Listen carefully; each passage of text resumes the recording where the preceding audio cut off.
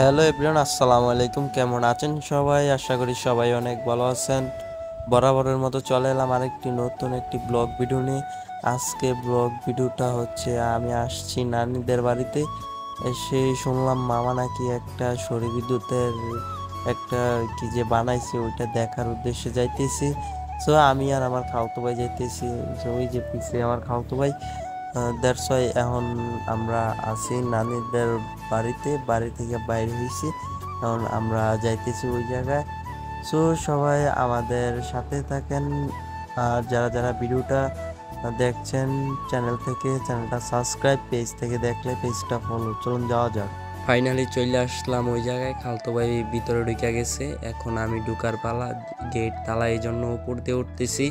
উপর দিয়ে ওইটা আপনাদেরকে সবকিছু দেখাবো। সো এখন নামলাম, নাইমা সেরা আপনাদেরকে দেখাচ্ছি। এই যে এই প্রজেক্টটা বানাইছে মামা, উনি মালয়েশিয়ায় থাকে, উনি একজন প্রবাসী। উনি ওইটা বানাইছে, এটা থেকে নাকি বিদ্যুৎ বিক্রি করবে, প্লাস যে টার্মেনের সিস্টেম আছে, যে পানি তুলতে পারবে এই সৌর বিদ্যুতে। আমি বোটগুলো গনতেছি, এখানে 15টা বোট। জানি না কাজ আরো আছে কিনা, ওই এটার সম্পর্কে আমার এত ধারণা নাই, বাট আমি সবকিছু দেখতেছি ঘুরা ঘুরা।